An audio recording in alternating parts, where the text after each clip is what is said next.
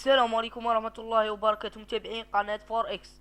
اليوم جبت لكم فيديو جديد وراح نتكلم عن مسيرة المغني الشهير غني عن التعريف، المغني الجزائري ديدين كلاش.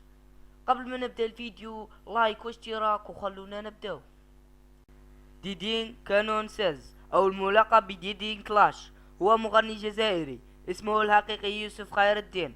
ولد يوم 2 جانفي سنة 1993 بصوالي في الجزائر العاصمة. يقيم ديدين كلاش حاليا بأولاد ثابت في الجزائر العاصمة.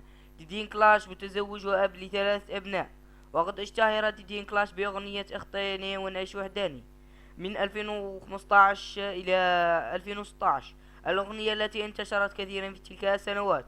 وبهذه الأغنية دخل يوسف خير الدين إلى الراب الجزائري وبدأ بتنزيل أغاني الراب. وسنة 2018 استغل ديدين كلاش نجاحه في الاستثمار، أي بدأ في تنزيل أغاني بعيدة عن الراب، وأشهرها أغنية عيشة لافي.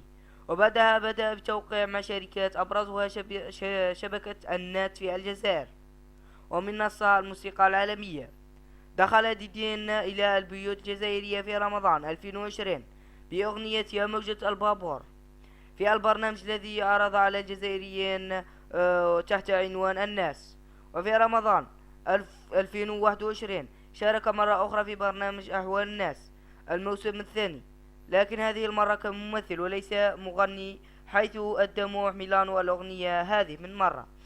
فإن ديدين كلاش يمتلك قاعدة جماهيرية كبيرة على مختلف المنصات، وعدد مشتركي ديدين كانون أكثر من 5 مليون مشترك على قناته في اليوتيوب التي أنشأها 2018، وبعدد مشاهدات بلغ 777 مليون مشاهدة.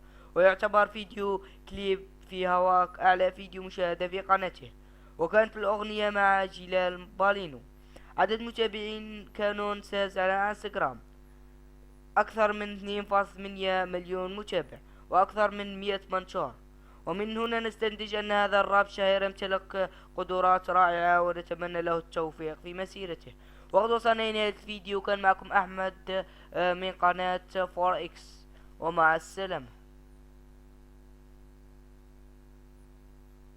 خوتي الفيديو الجاي بإذن الله راح يكون عن مسيرة تراب كينج غدا إن شاء الله مع الساعة 12 أبريل بتوقيت الجزائر، ومع السلامة.